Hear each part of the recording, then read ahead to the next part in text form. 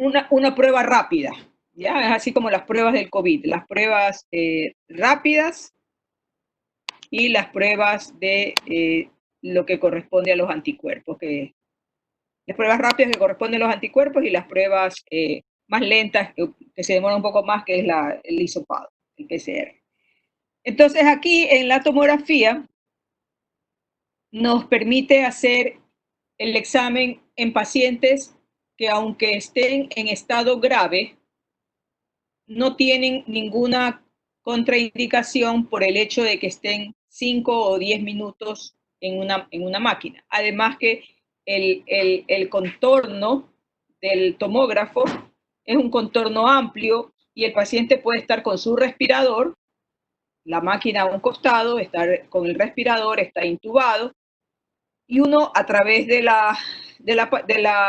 vidrio, del otro lado, donde fuera de los rayos X, uno puede ver qué pasa, ¿no? Entonces, si alguien tiene que estar presente con una bata de plomo, pues lo va a estar y si hay algún tipo de evento, pues una insuficiencia respiratoria, una convulsión, todo es, simplemente se la atiende y no hay problema.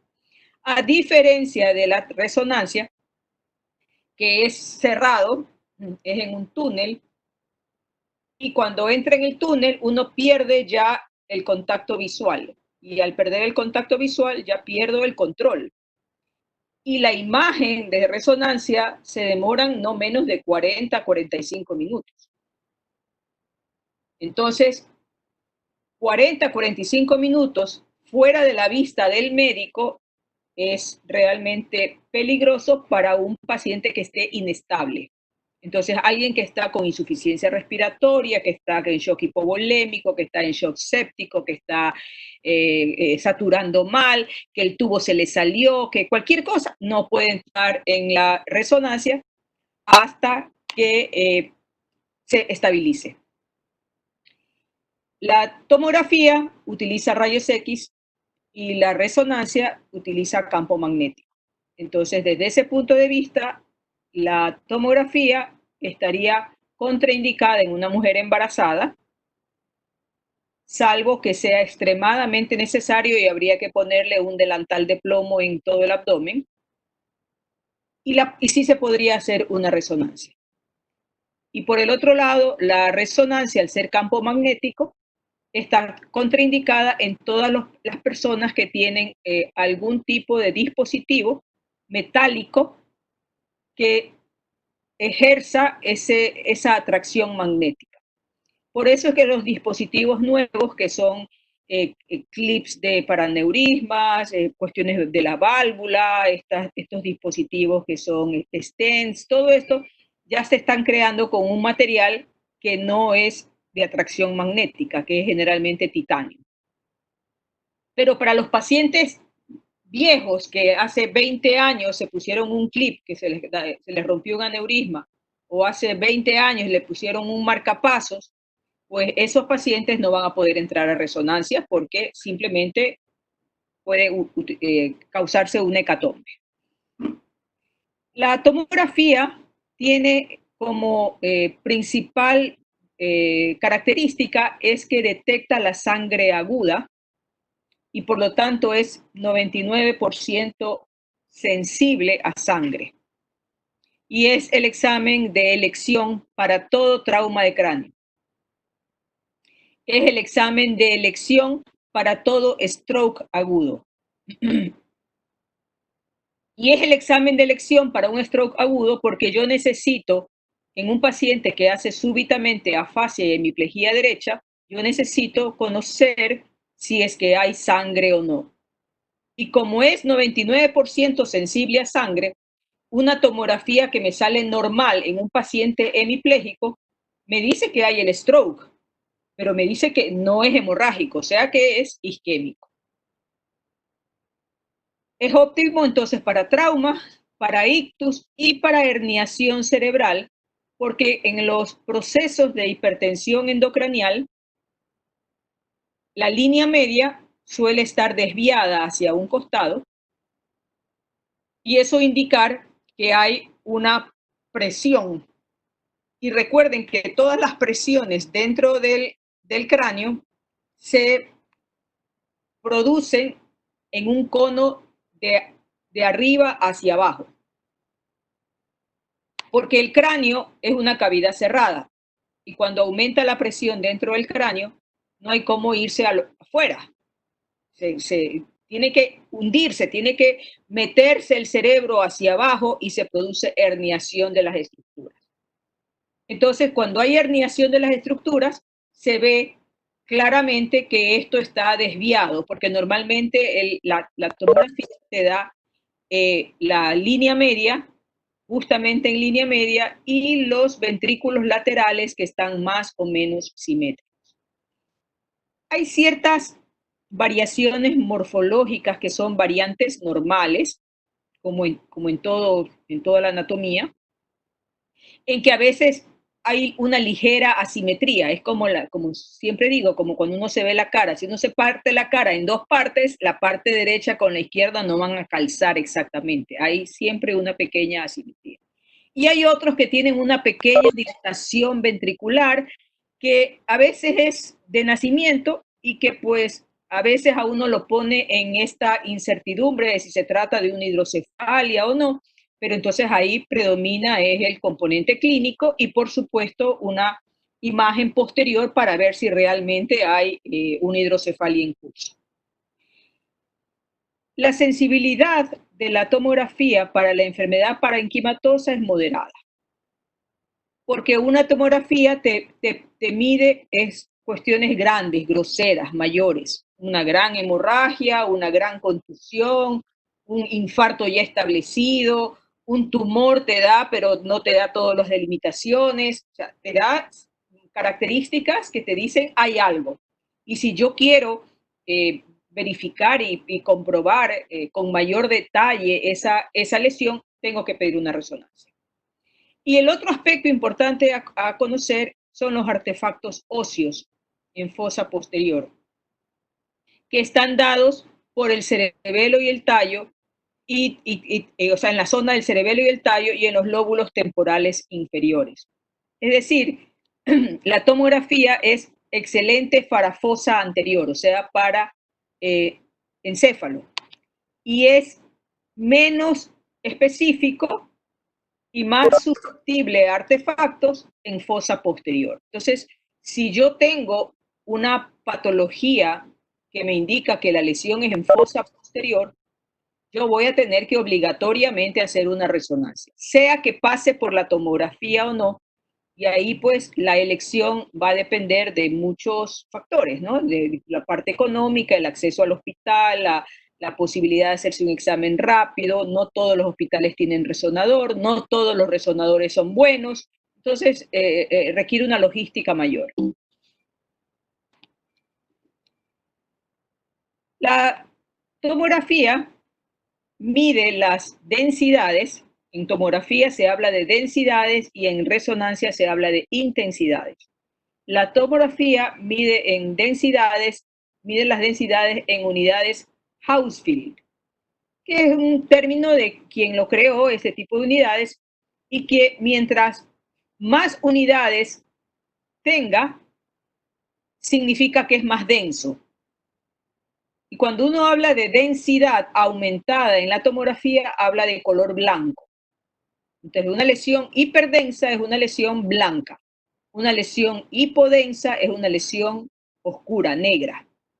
Y entonces el espectro de la densidad entre un oscuro bien negro, un oscuro menos negro, un oscuro más clarito, un oscuro casi gris y así, ese espectro está en las diferentes unidades. Entonces, el aire, por ejemplo, el aire, la grasa, tienen unidades entre 1000 y 600 el uno y entre 100 y 60, o sea, son básicamente oscuros. El agua es cero, es isodenso. El líquido cefalorraquídeo es un poquito más denso que el agua. La sustancia blanca es más densa. La sustancia gris es más densa. La sangre es más densa y el hueso es mucho más denso. ¿Ya? Entonces, Mientras menos unidades, aquí está menos 1000 a menos 600, menos 100 a menos 60, va subiendo. Entonces, siempre será hiperdenso el hueso, siempre será hiperdenso la sangre, y a medida que bajamos a sustancia gris, a sustancia blanca, a líquido cefalorraquídeo, agua, vamos bajando de densidad. ¿Qué se ve blanco? O sea, hiperdenso. El cristalino, los huesos, y aquí está la cavidad craneal, calcificaciones, esta calcificación que tienen que acostumbrarse a verla siempre, que es la calcificación de la glándula pineal, que es un hallazgo normal. Los plexos coroideos también suelen ser calcificados parcialmente y también son hallazgos normales. También es hiperdenso las sustancias metálicas. Por ejemplo, aquí le han puesto unos clips. O a veces el paciente tiene una herida de bala y la bala no fue retirada porque más peligro se corría retirando la bala. Entonces la bala quedó adentro y entonces la bala ejerce como un reflejo, como cuando uno toma la foto y está atrás un espejo, le sale un reflejo. Entonces aquí también los rayos X chocan contra el aspecto metálico de la bala o del artefacto y produce esta imagen aquí como en rayo. Y acá pues tenemos sangre, que es lo que señala aquí en la cisura interhemisférica, que ustedes ven es hiperdenso. Y por supuesto el contraste. Y aquí se ve la arteria cerebral media hiperdensa.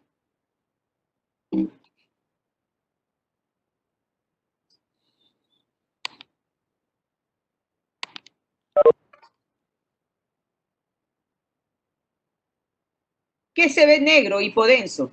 La grasa, el aire, aquí están las celdillas mastoideas, y el líquido cefalorraquídeo, que es igual a la densidad del agua, hipodenso. Entonces ustedes ven aquí los globos oculares, aquí ven el recto interno, acá ven el recto externo, no se ve el nervio óptico, aquí se ve el lóbulo temporal, aquí se ve el puente, el cuarto ventrículo y el cerebelo.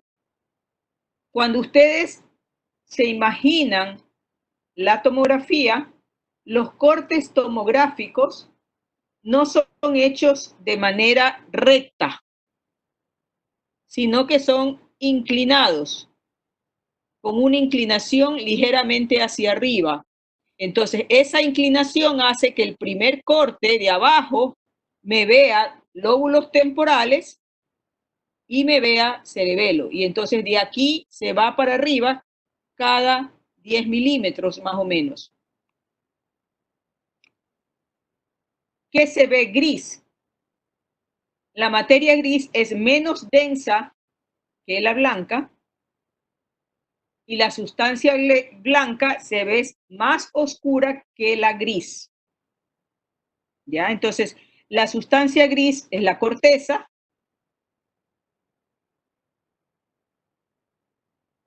La sustancia gris, aquí está en los ganglios basales.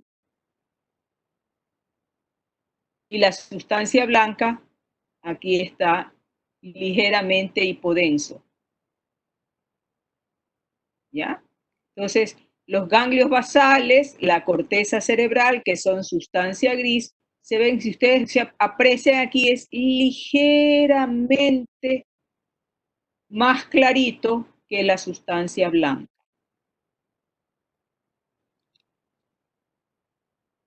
Y entonces los cortes uno los evalúa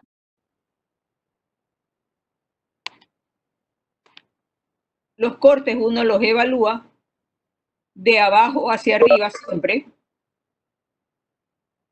Y entonces tenemos nariz, ojo, cristalino, las alas del esfenoides, el lóbulo temporal, celdillas mastoideas, el puente, fíjense, y el cerebelo. Y fíjense cómo el puente se ven estas rayas que interfieren. Esos son los artefactos que se dan por efecto de la proximidad a los huesos, que se dan en fosa posterior con la tomografía, y que por esa razón, si uno sospecha en lesiones de fosa posterior, lo más indicado es la resonancia.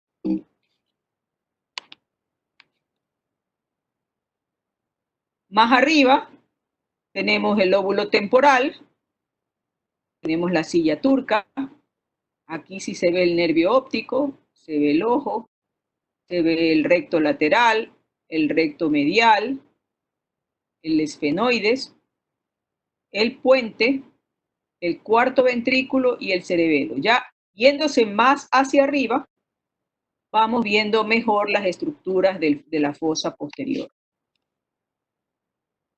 Seguimos subiendo y entonces tenemos aquí el seno frontal, la órbita, la porción orbitaria del lóbulo frontal, aquí está la cisura de Silvio, aquí se ve la arteria carótida discretamente hiperdensa, el lóbulo temporal, aquí está la cisterna supracelular, aquí está el mesencéfalo, la cisterna perimesencefálica, aquí se ve los tubérculos cuadrigéminos, aquí se ve ya el lóbulo temporal, algo del lóbulo occipital, y aquí en el fondo estas rayas así transversales que ven es una parte de lo que queda del vermis cerebeloso que se va quedando atrás.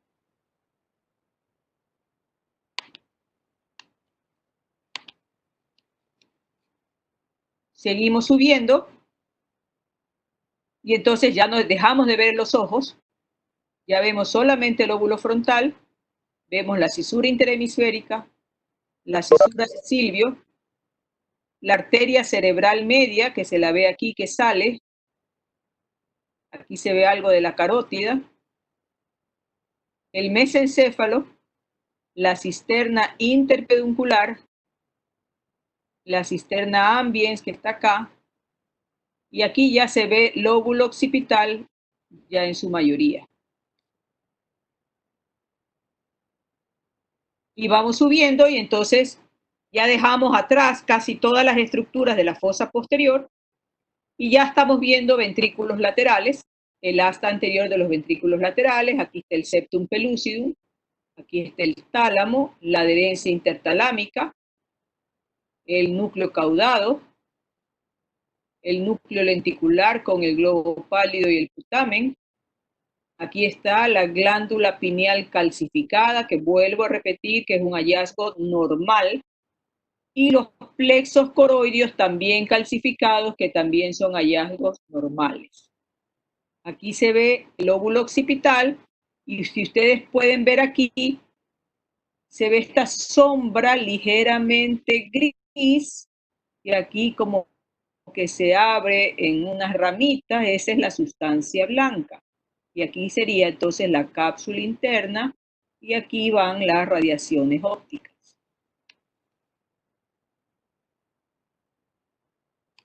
Seguimos subiendo y ya comenzamos a ver algo del cuerpo calloso, pero simplemente es en un corte que es un corte axial. Se ve parte de la cabeza del núcleo caudado, el ventrículo lateral, aquí está el plexo, el tálamo y parte del plexo coroideo. Y a la última parte del tálamo, acuérdense que sobre el tálamo descansa plexo coroideo, entonces eso es lo que se ve. Y aquí pues ya ven, es lóbulo frontal, lóbulo temporal ya uniéndose casi al parietal y el lóbulo occipital. Acá ya dejaron de ver los ventrículos laterales y ya solamente ven lóbulo frontal, lóbulo parietal, y el lóbulo occipital ya se quedó abajo, porque acuérdense que los cortes es así, son inclinados. Y entonces aquí podemos ver cisuras, y aquí podemos ver que la línea media está justamente en la línea media, y podemos ver si hay simetrías o asimetrías que también a veces nos ayudan a sospechar alguna patología cuando tenemos un cuadro clínico que nos obliga a pensar en alguna patología que ocupe espacio. Entonces, teniendo ya esa imagen de la tomografía en condiciones basales, normales, este paciente resulta que tiene una hemorragia intracerebral, está localizado en el tálamo y coge algo de la cápsula interna. ¿Sí? ¿Qué sintomatología tendría este paciente, señor Kronfle? Es una hemorragia. ¿Qué sintomatología tendría este paciente? Confusión, tal vez, como letárgico, tal vez, no sé. No sabes. No sé. Una hemiplegia contralateral, doctora. ¿Quién eres? Un síndrome talámico. Cornejo, doctora. Una hemiplegia contralateral. No te veo. Si yo no veo, no sé quién eres. Ahí me ve, doctora. No. La cámara solamente coge guapos. A ver, deja verte. Es que no sé si es un problema, doctora, con la cámara. Bueno, el día del examen te quedarás con un punto menos porque no podrás dar el examen. Doctora, doctora, ¿Puede también ser? en mi parecia también puede producir. Puede producir una hemiparesia o una hemiplegia. Y un síndrome talámico. Tienes síntomas, tienes tálamo, provocar un síndrome. El síndrome de Yerin-Rousseau. Síndrome de Yerin-Rousseau. Muy bien.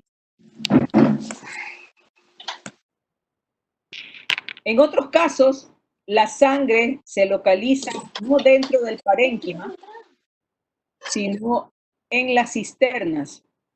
Y recuerden que las cisternas son espacios subaracnoideos. Entonces, la sangre en el espacio subaracnoideo corresponde a hemorragia subaracnoidea. En estos casos se ve hiperdenso, lo que aquí debería estar hipodenso.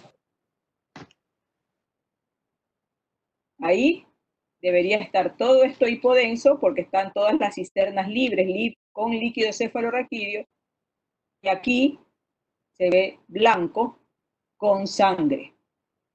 Entonces, este paciente tendría una sintomatología de hemorragia subaracnoidea, que son la cefalea intensa, puede haber pérdida de la conciencia, puede haber convulsiones y estar el paciente en coma. Ya veremos cuando veamos la clínica de la hemorragia subaracnoidea.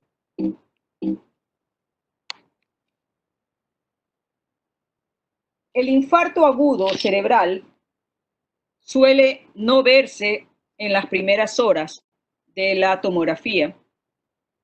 Suele verse ya después de las 12, 16 horas, podría verse ya mejor delimitado. Por lo que la tomografía hecha en etapa aguda de un déficit motor que está establecido, lo que me descarta es sangre y me abona a que es un infarto, porque si el paciente está hemipléjico y está afásico, pero la tomografía es normal, no significa que no existe ni la hemiplegia ni la afasia, simplemente que tiene un infarto cerebral que todavía no se ve. Pero podría haber signos indirectos que hacen sospechar de que hay un infarto cerebral en evolución de imagen. ¿Cuáles serían esos? La pérdida de la diferencia que existe en la unión córtico-subcortical. Recuérdense que aquí se ve ligeramente los bordes, los ribetes de las cisuras de la corteza cerebral y aquí se dejan de ver.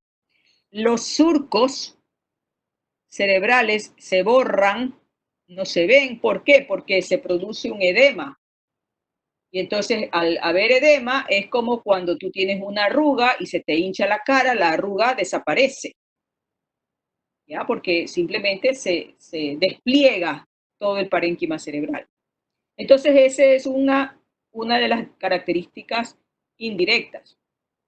Cuando ya pasan varios días y ya se puede ver el infarto cerebral, usted ya puede ver una hipodensidad y puede ver los signos que son de desplazamiento o de edema cerebral, que están dados aquí por, fíjense, está la línea media, está desviada hacia el lado derecho, y el ventrículo lateral aquí está colapsado. ¿Y por qué? Porque este infarto cerebral es grande y ha provocado ese estado de aumento de edema. En imágenes, todo lo que está a nuestro lado izquierdo es derecho y todo lo que está hacia el lado derecho nuestro, que estamos frente a la pantalla, es izquierdo. Es como que el paciente estuviera aquí boca arriba, aquí está la nariz, aquí está la región occipital y nosotros estamos viendo de abajo hacia arriba. Y entonces, al verlo nosotros de abajo hacia arriba, el paciente va así, lo van cortando las imágenes y entonces todo esto es el lado derecho del paciente. ¿Ok? ¿Qué sintomatología tendría este paciente, señorita Pulido?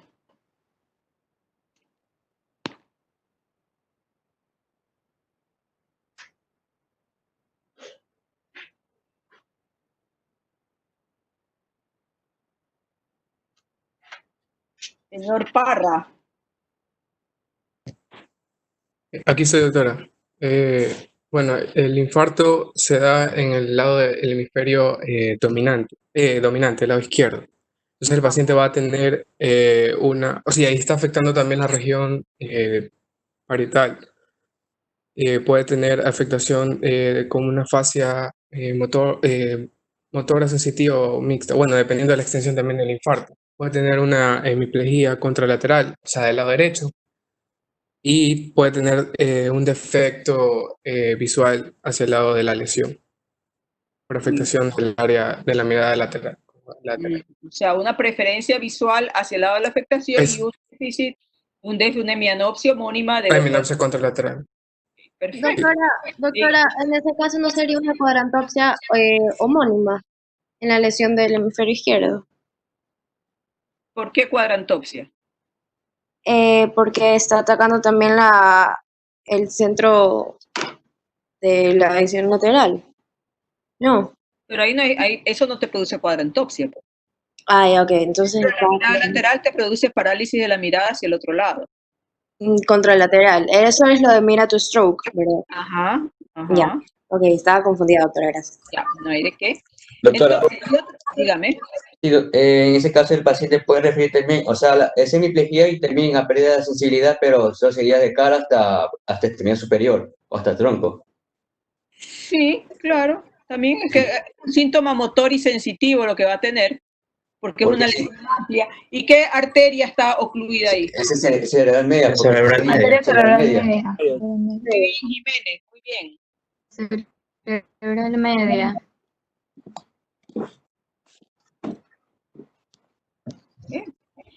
Otro dato importante que ustedes tienen que tomar en cuenta es que si yo veo a este paciente con este efecto de masa,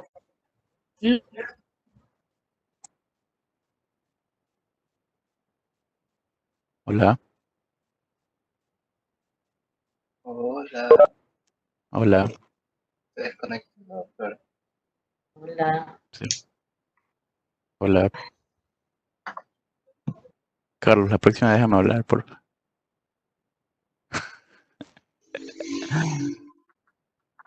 Hola, doctora. Creo que se le cayó el internet. El modem. Hola.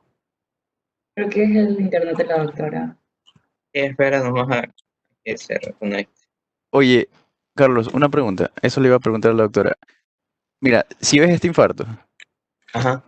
¿no puede llegar a afectar radiaciones ópticas, porque está llegando a la parte occipital, y la cuadrantopsia que dijo María José, yo creo que puede llegar, o no sé si es debido a algo compresivo, porque mira, si ves que está casi topando la parte occipital. Pero las radiaciones ópticas salen desde el tálamo, o sea, sí, de ley les afecta. Solamente que como es afectación tan extensa, hay afectación de radiaciones ópticas superior e inferior. Por eso es la hemianopsia contralateral. Entonces sí puede haber la cuadrantopsia. No, no hay cuadrantopsia por la extensión del infarto. Es hemianopsia, o sea, afecta las dos O sea, radiaciones. pero y si fuera más... Si fuera solamente, si O fuera sea, si fuera solamente en la de arriba, o si fuera solamente en las de abajo, es que aparecen las cuadrantonopsias. Pero son más raras porque solamente tiene que afectar el lugar de la arteria irrigada por la cuadrantonopsia. Por eso no es muy común. Solamente o sea, las el occipital. temporales. Ajá, Las las no, las temporales. Las Por temporales el- es la que ahorita está ocurriendo, pero las cuadrantopsias No, sería que o sea, en el... o sea, inferior, la ahí cuadrantopsia. está afectando a los dos. Se supone que ahí está afectando a los dos porque tiene hemianopsia. Si tuviera cuadrantonopsia solo afecta o los de arriba o los de abajo, pero son más común que afecten a los de abajo por el asa de Meyer, que es más larga. Entonces, esa es más factible que se vea afectada. Y ahí es que hay la cuadrantonopsia del campo temporal superior. Ya, pues Carlitos, sí en la clase tú. Dale. Sí, Carlos, sí. Comparte pantalla. Y nada, que yo hace rato sí que pregunto y tenía muteado esta vaina. ¿Qué vaina? Según yo es eso. O sea, es más común la de abajo. Doctora, Volvió la doctora. Ya regresé. Sí, doctora. Batería. A ver.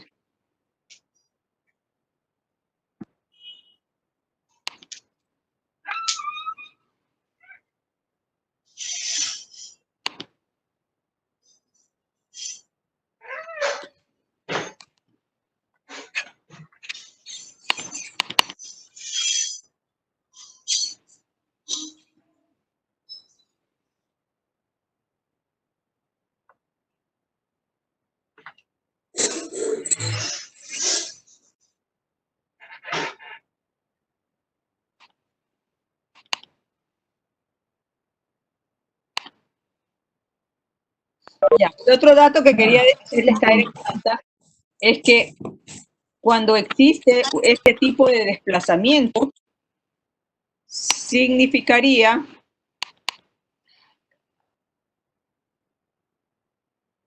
Alguien está compartiendo su pantalla. alguien está compartiendo. Gaby, creo que estás compartiendo tu pantalla. Ya lo quito. dígale que no se meta, Sí, dígale, póngala a hacer tarea. A ver, bueno, entonces lo que quería decirles es que cuando veo yo esto desplazado, significa que hay edema, que hay hipertensión endocraniana. Entonces, en este paciente no sería raro que aparte de la afasia y de la hemiplegia y el déficit sensitivo y de la hemianopsia y todo lo que acaban de decir, también esté asociado ¿qué otro síntoma? ¿O qué otro signo? Rigidez, podría ser rigidez. Parálisis del tercer par. Una praxia. No, parálisis del sexto par por hipertensión endocraniana. Podría, pero más mental. Por Habría aumento de la hipertensión. deterioro del nivel de conciencia.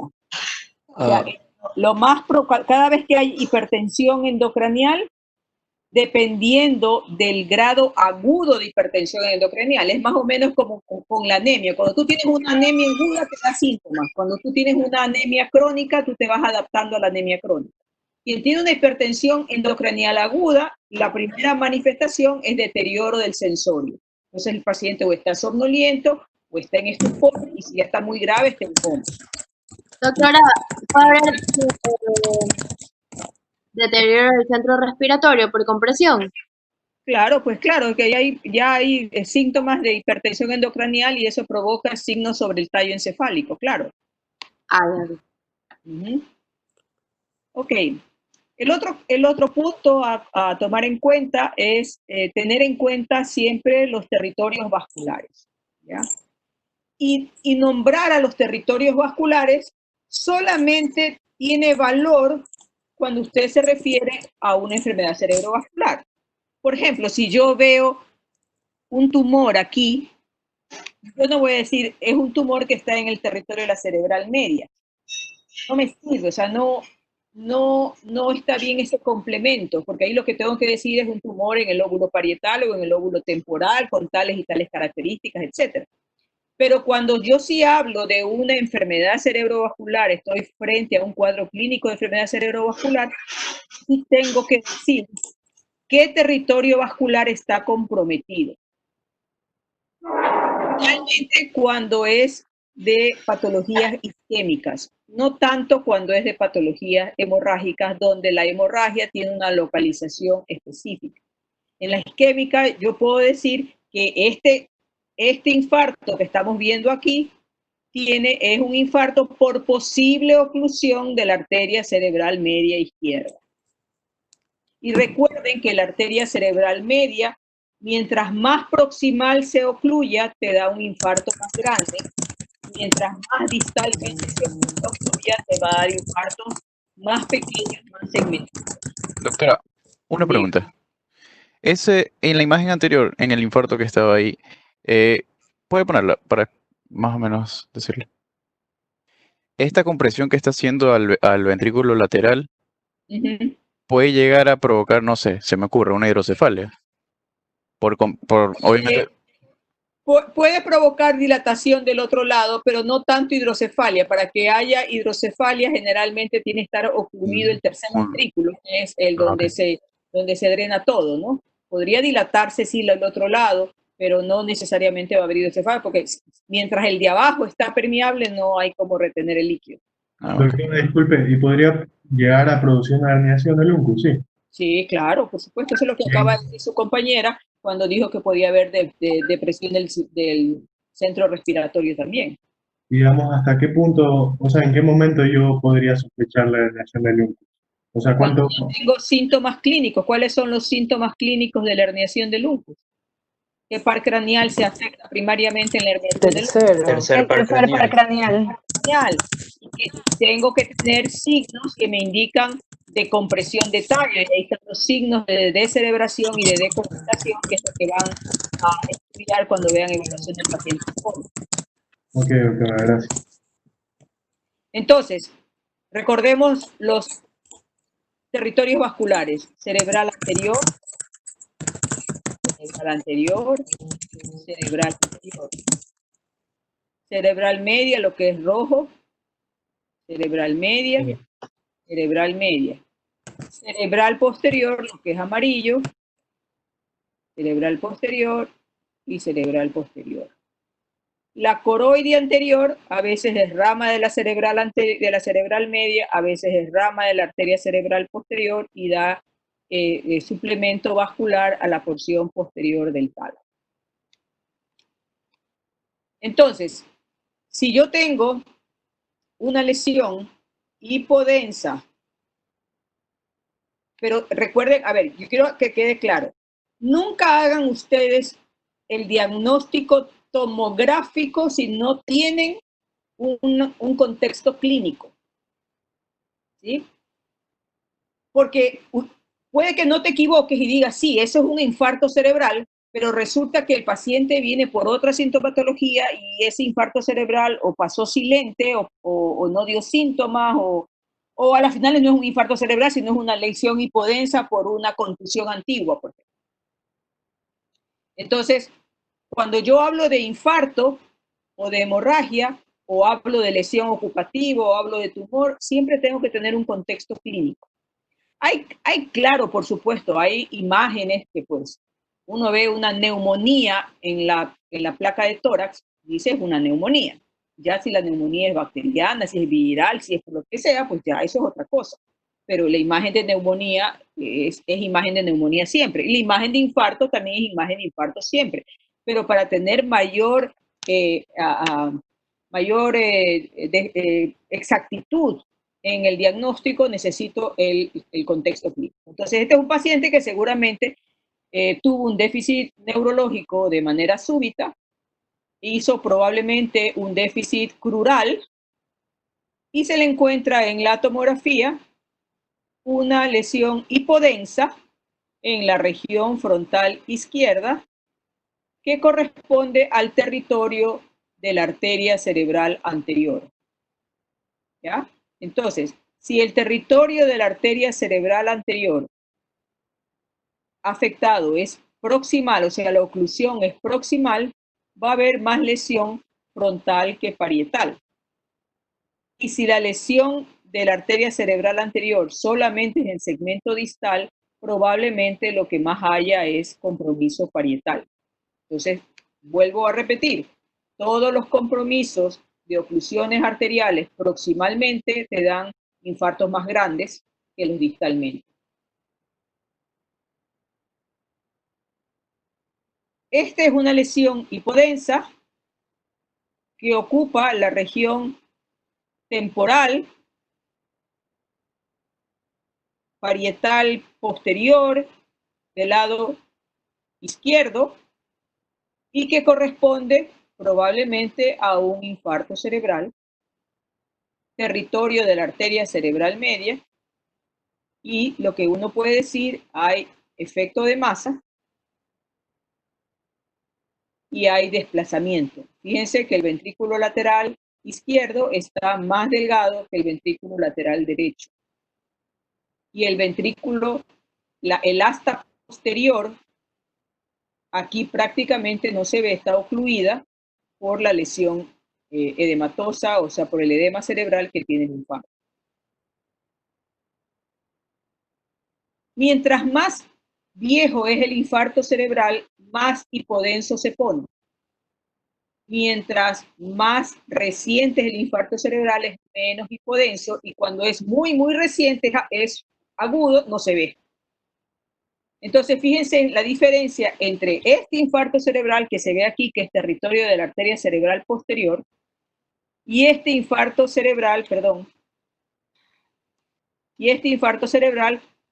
que tiene una hipodensidad no tan marcada. Entonces, este probablemente tiene más antigüedad, probablemente tiene, voy a echarle un número, 4 semanas, y el otro tiene 1 semana.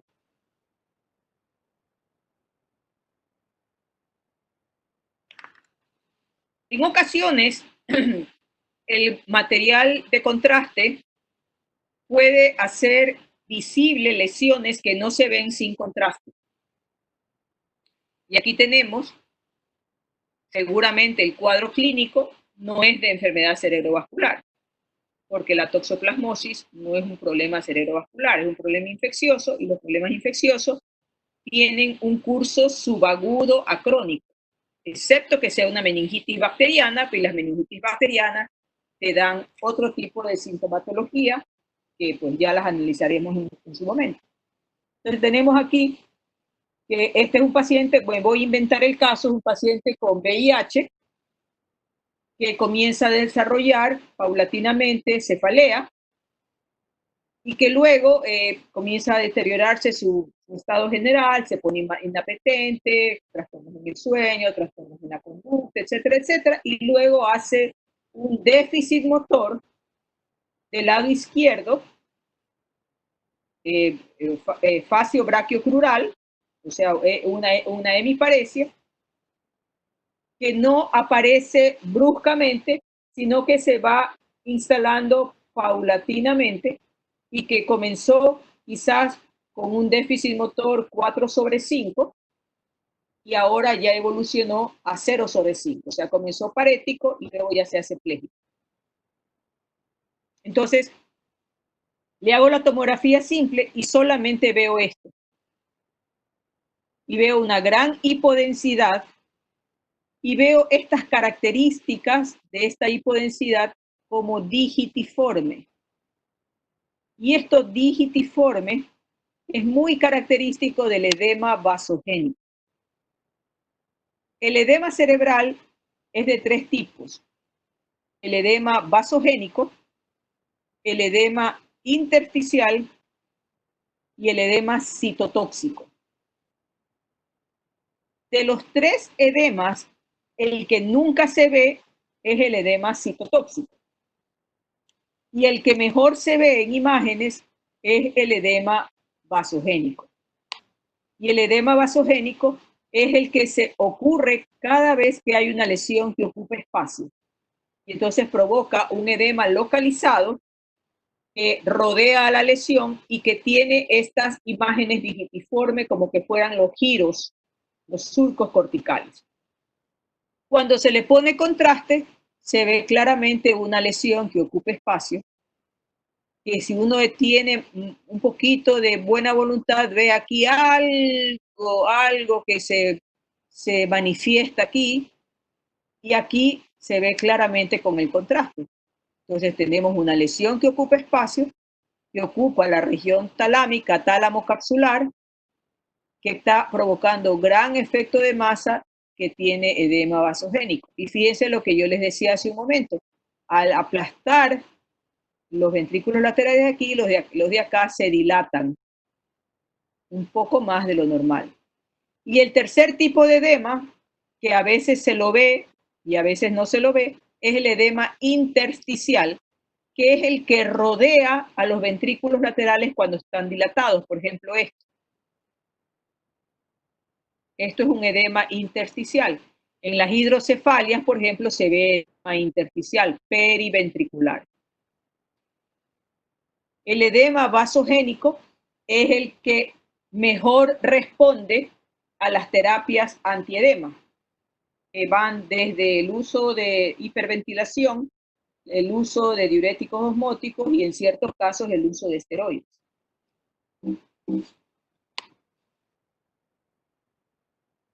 En otras ocasiones, uno puede ver que existe una lesión que ocupa espacio, pero que está fuera del cerebro y que ocupa el espacio subdural. Y como esto es blanco, eso es sangre. Todo lo que es hiperdenso en tomografía o es sangre o es hueso o es calcificación, que sería lo mismo que hueso. Entonces, aquí se ve sangre en el espacio subdural. Se ve borramiento de las cisuras, se ve desplazamiento de la línea media. Y en el de acá se ve que ese hematoma subdural, este es otro paciente seguramente, ese hematoma subdural ya no está blanco, sino que está negro. ¿Por qué? Porque la sangre comienza a metabolizarse. Y entonces comienza a destruirse la hemoglobina, queda solamente un suero, y eso es lo que produce la hipodensidad. Entonces, en el hematoma subdural, que es este caso, cuando es hematoma subdural agudo, es hiperdenso. Cuando es hematoma subdural subagudo o crónico, el crónico principalmente es hipodenso. El subagudo puede ser isodenso. El subagudo a veces es muy difícil de diagnosticarlo porque requiere contraste para poderlo delimitar.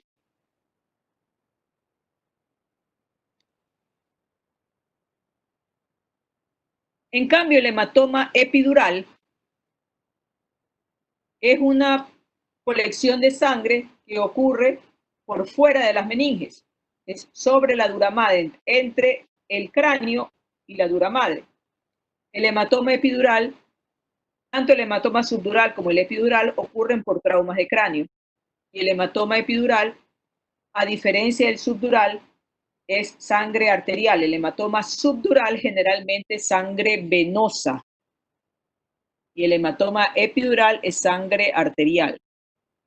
¿Cómo se forma el hematoma subdural? Porque recuerden que debajo de la dura madre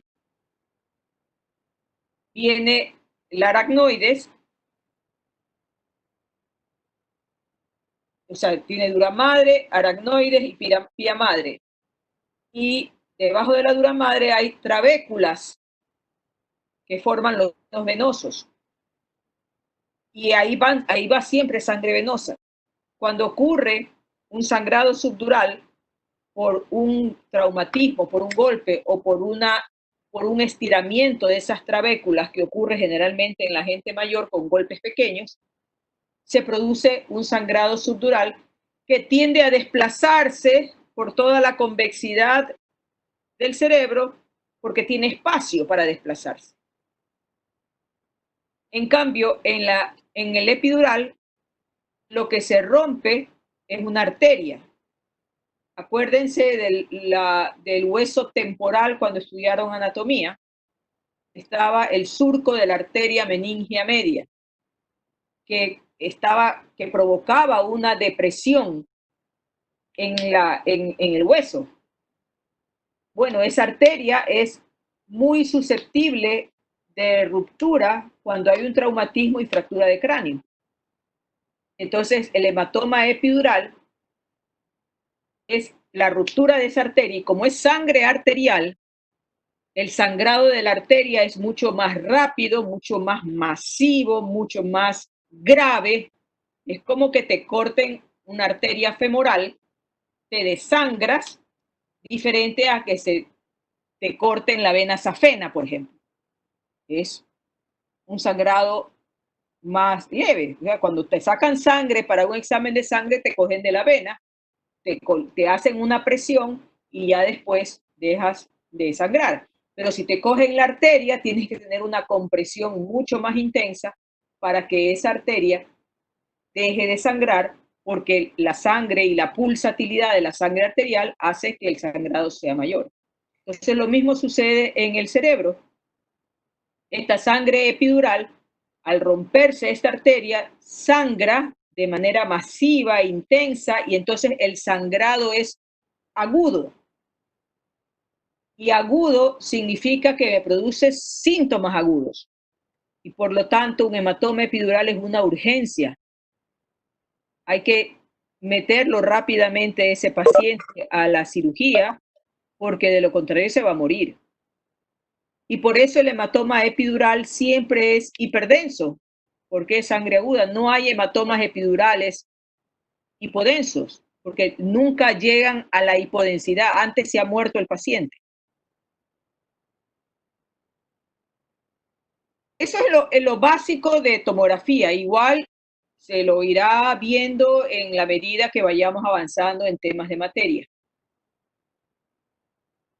Pasando a resonancia, los conceptos básicos de resonancia, como les decía, es un examen que tiene muchas limitaciones en pacientes muy enfermos. Hay dificultad en obesos. La ventaja sobre la tomografía es que detecta isquemia en minutos.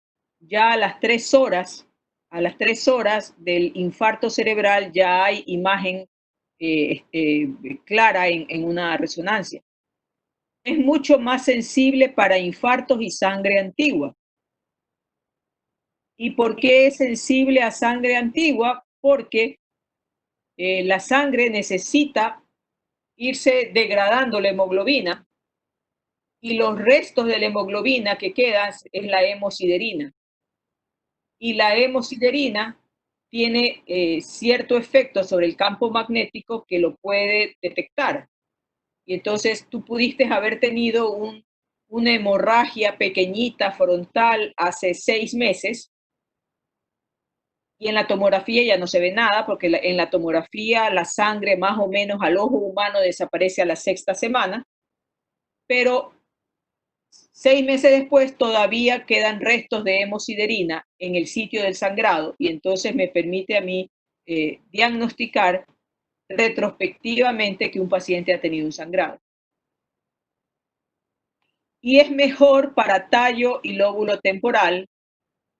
Aquí también faltaría para cerebelo, aunque también con la tomografía algo se ve, pero para tallo sobre todo y lóbulo temporal, la resonancia magnética es mejor por los efectos de los artefactos que se den. Hay varias categorías o varias secuencias en que se dan las imágenes de resonancia. Y esas secuencias pueden ser en diferentes fases, y cada vez van creando muchas más secuencias porque los software y la parte tecnológica va a pasos agigantados, y entonces cada vez que sale una nueva generación de resonador tiene más opciones y más opciones, y ya prácticamente puedes ver hasta las conexiones, siempre conexiones, tractografías y una serie de cosas. Nosotros tenemos resonadores que no superan, yo no sé si en Quito, pero en Guayaquil no hay resonadores que no superan el 1.5 Tesla. Tesla es la unidad que se utiliza, que te da una imagen buena, pero en otras partes donde se hace investigación tienen Tesla de 7. Y eso es pues como que tengas una cámara de 4 megapíxeles y otra que tenga de 50 megapíxeles. Una resolución impresionante donde es muy difícil no identificar estructuras. En todo caso, sea la que sea, tiene usted una secuencia que es en T1, T2, flare, la difusión y el ecogradiente. Son las 5 secuencias que más se utilizan en la resonancia. Y uno tiene que saber qué puedes ver con cada una de esas secuencias y qué secuencia está más indicada para determinadas patologías. Los resonadores clásicos, los básicos, te van a dar T1, T2 y flare. No todos los resonadores, y eso hay que averiguar cuando usted pide una resonancia, si tienen difusión y si tienen ecogradiente, con lo cual es más completo. El parénquima cerebral se sirve tanto para T1, T2 y flare, mientras que la secuencia de difusión nos sirve principalmente para isquemia aguda. Y la secuencia de ecogradiente nos sirve para flujo o para hemorragia antigua. Entonces, ustedes ven aquí en flare, se ve mucho mejor la zona periventricular. Aquí se ven lesiones de sustancia blanca. En difusión, la imagen de difusión es así como borrosa y lo que se ve es una hiperintensidad. Aquí se habla de intensidad, una hiperintensidad que habla de isquemia aguda. Y en el ecogradiente puede haberse ciertas hipointensidades que corresponden a sangrados antiguos.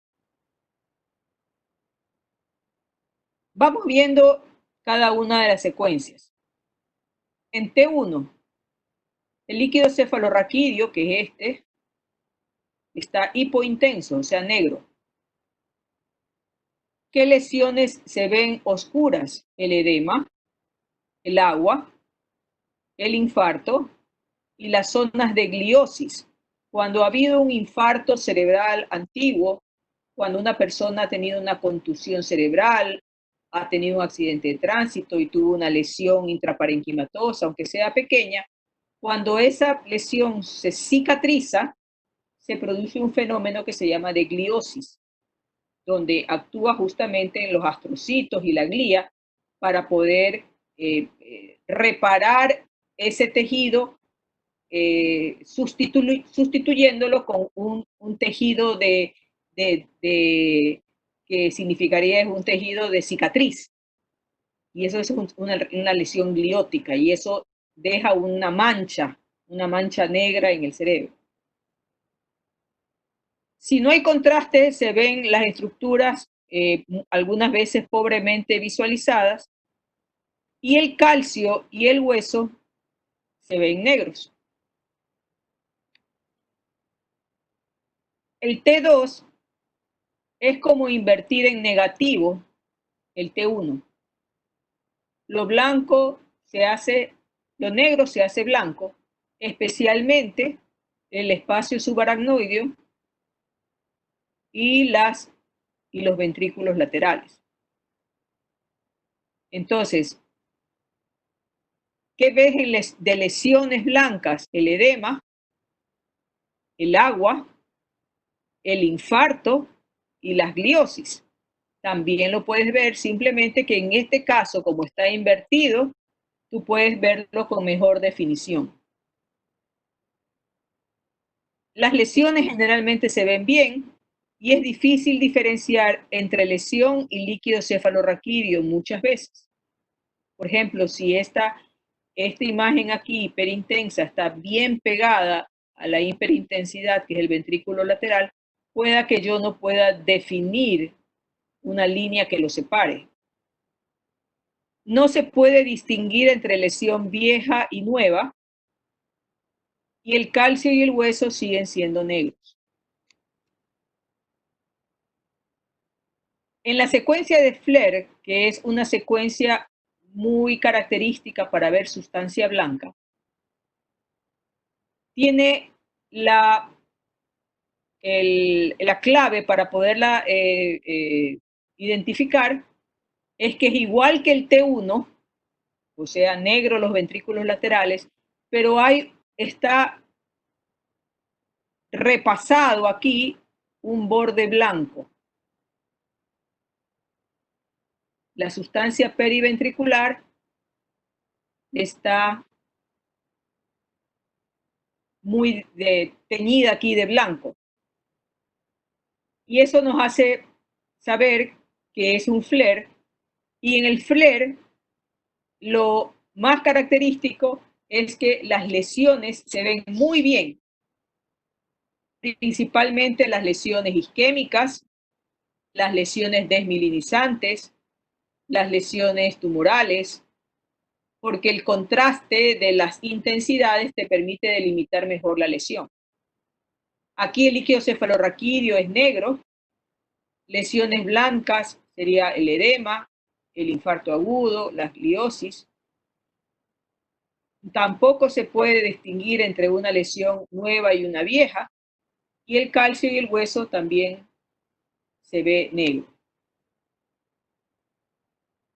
Y en la difusión, que es lo que yo les decía, que ven un contorno un poco difuminado, medio borroso, como que no está bien enfocado, eso es difusión, DWI, y ahí lo que predomina es la hiperintensidad de las lesiones isquémicas. Ya después de 30 minutos, uno ya puede tener una hiperintensidad en la resonancia por difusión. Y cuando lo comparo con T2 y con Flair, puedo diferenciarlo de lesiones viejas. Porque si no me sale aquí en difusión, pero sí me sale en T2 y Flair, significa que ya tiene una edad un poquito mayor ese infarto cerebral. No es agudo, no es reciente. En este cuadro se describen todos los valores que ustedes pueden ver en cada una de las grados de intensidad para cada una de las secuencias de la resonancia. Entonces, por ejemplo, la sustancia gris es muy gris en T1 y un gris un poco más claro en T2. Y de densidad de protones, esta secuencia casi ya no se la utiliza, pero bueno, la han puesto aquí. La sustancia blanca es blanca en T1 y es oscura en T2. El líquido cefalorraquídeo es negro en T1 y es blanco en T2. La grasa es blanco en T1 y negro en T2. El aire es negro y negro. El hueso es negro y negro. El edema se lo ve gris en T1 y en blanco se ve en T2. Recuerde que en T2 y en Flair, donde mejor se ven las lesiones, la desmielinización y la gliosis igual, gris y blanco. Los depósitos de ferritina, que generalmente se ven en las gangliobasales, se ve como un gris oscuro en T1 y se ven negros en T2. El calcio, blanco en T1 y un gris oscuro en T2. Y el líquido proteináceo, blanco en T1 y variable en T2. Lo más importante es poder visualizar lo que es líquido cefalorraquídeo, lo que es sustancia blanca, lo que es sustancia gris, lo que es sangre, lo que es infarto.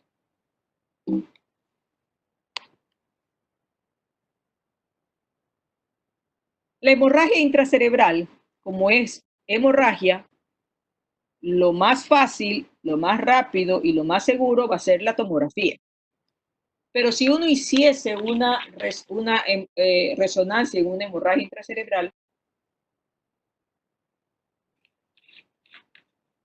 voy a verla en T1 y en T2, no la voy a ver casi, porque va a estar gris. Si es subaguda, en cambio, fíjense que aquí en las primeras horas ya está blanco de entrada en la tomografía. Si es subaguda en los primeros 5 días, donde ya hay cambio de la oxihemoglobina de oxihemoglobina, comienza a hacerse en T2, se ve un gris más oscuro. Si la hemorragia tiene de 3 a 7 días, ya tenemos metahemoglobina, y ahí se ve mucho más oscuro en T2 y comienza a verse blanco en T1. Pero para esto ya han pasado por lo menos los primeros 5 o 6 días. Y esto de aquí, yo no voy a esperar 5 días o 3 días para verificar si es que hay sangre.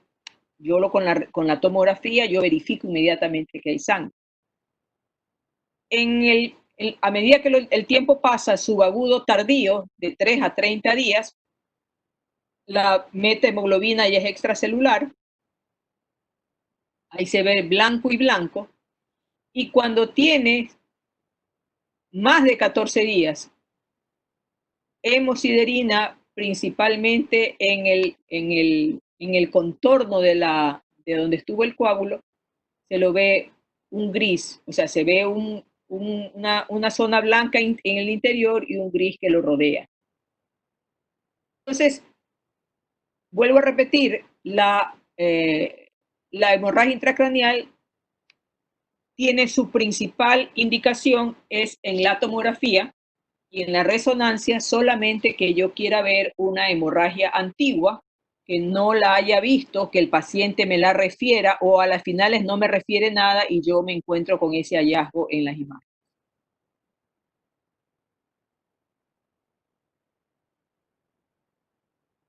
También en la resonancia se puede hacer angioresonancia y ustedes graficar el círculo arterial de Willis, que es el que mejor se grafica, y pueden ver la arteria carótida interna, pueden ver la arteria cerebral anterior, pueden ver la arteria cerebral media, pueden ver la comunicante posterior, pueden ver la punta de la basilar y las arterias cerebrales posteriores.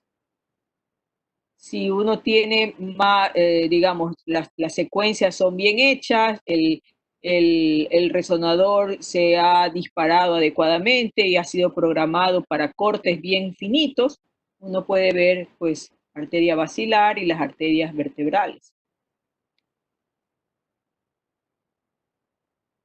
Y entonces aquí tienen las 3 secuencias principales de la resonancia. T1, T2 y FLAIR.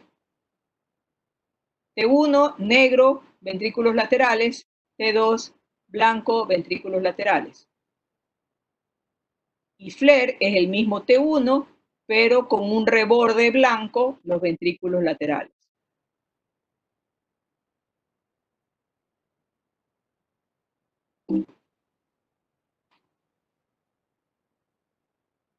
Bien.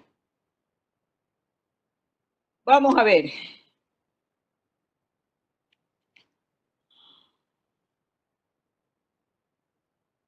Génesis Pinargote.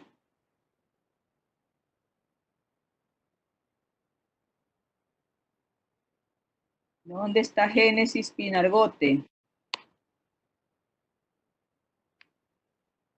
Bueno, no está. Mucho Serapio va a haber aquí. Aquí estoy. Ah, bueno, ya está. Primer símbolo del cielo. Cuéntame, ¿qué ves? ¿Qué ves tu cara? Es que no me vale la cámara, doctora. Comprar, mijita. No veo, para mí no existe. Sí, disculpe, ya voy a solucionar ese problema. ¿Qué ves en esa tomografía?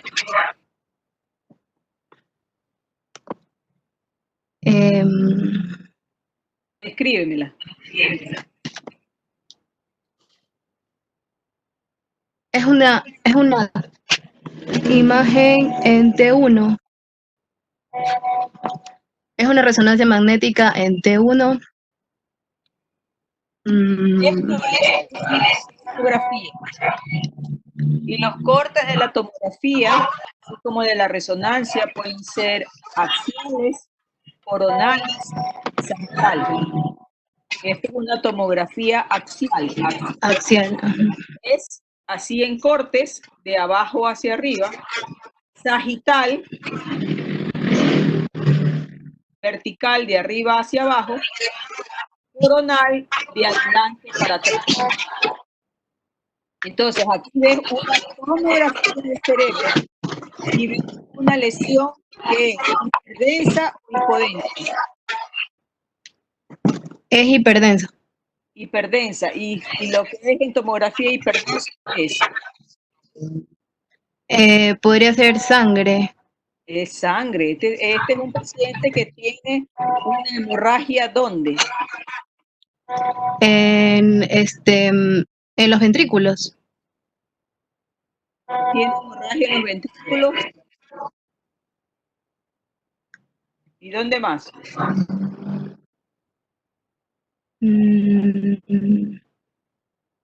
¿Qué hay aquí? ¿Qué es esta? En el lóbulo posterior. En el lóbulo occipital. Ajá, en zona de la arteria cerebral posterior. No, ya vuelvo a decir, cuando tú nombres la arteria cerebral posterior, significa que estás hablando de una oclusión de la arteria cerebral posterior. O sea, el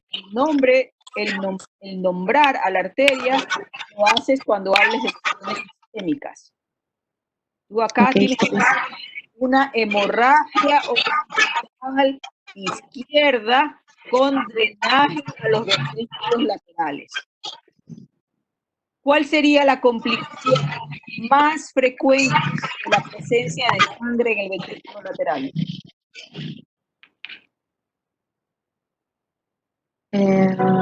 Infección.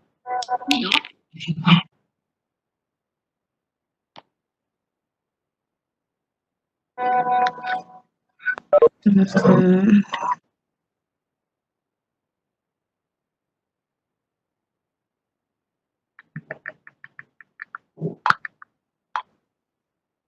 Hidrocefalia, no. Hidrocefalia. Cuando hay hidrocefalia, cuando hay inicio del líquido cefalorraquídeo, se produce una alteración en la dinámica de la líquido y entonces hay una reabsorción de líquido, de retener líquido. Entonces hay hidrocefalia. La próxima vez que tú intervengas con cámara, no quiero. Ok, está bien. ¿Ya? Okay. Ahí mismo ven, en ese corte, ven la hemorragia occipital mucho más clara. Fíjense que aquí hay edema, que es la hipodensidad que rodea a la hemorragia. Yo no entiendo por qué la gente sale y quiere después volver a entrar, no entiendo.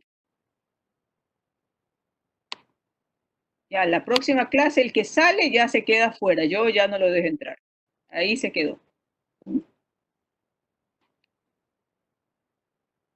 Y esto es el mismo paciente cuando la hemorragia se reabsorbió. Entonces, fíjate que quedó una lesión hipodensa en el sitio de la hemorragia, que es lo que habitualmente queda. Porque si la hemorragia es pequeñita, otra vez como que el cerebro, el parénquima se adapta y pues corrige un poquito, se desplaza un poquito y ocupa el hueco. Pero si la lesión ha sido grande, el fenómeno gliótico tiene que trabajar ahí para hacerse manifiesto y poder ocupar esa zona cicatrizal. Si yo hiciera una resonancia, vería con mucha más intensidad esta zona gliótica, probablemente hipointensa en T1 e hiperintensa en T2. Este era un paciente que tenía una malformación vascular, que si ustedes se dan cuenta, está aquí, esta mancha que se ve aquí, que es una pequeña malformación vascular en un niño. Esta es la resonancia de él, y aquí fíjense cómo se ve la lesión gliótica. Se ve todavía algo probablemente de sangre antigua, y ahí se ve la lesión, el hueco que queda. Y en la angiografía, aquí está la malformación. Era un paciente, un niño de unos, no me acuerdo, quizás 10 años por ahí, que hizo una cefalea intensa y pérdida de la conciencia. Hice en el estudio, pues como no es normal que alguien haga una hemorragia cerebral si no tiene factores de riesgo, uno de las causas que hay que investigar es que tenga una malformación.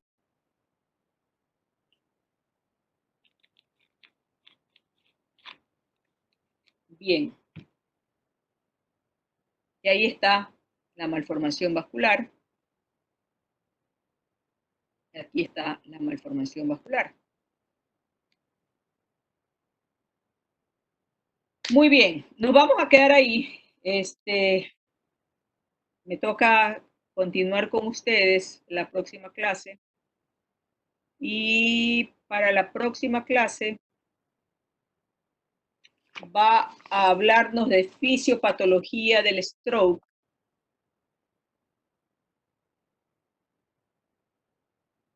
Ariana Carrión y Pablo Cornejo.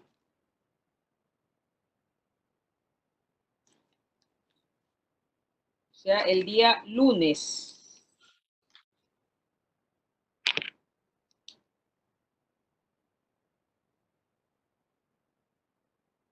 Fisiopatología del stroke.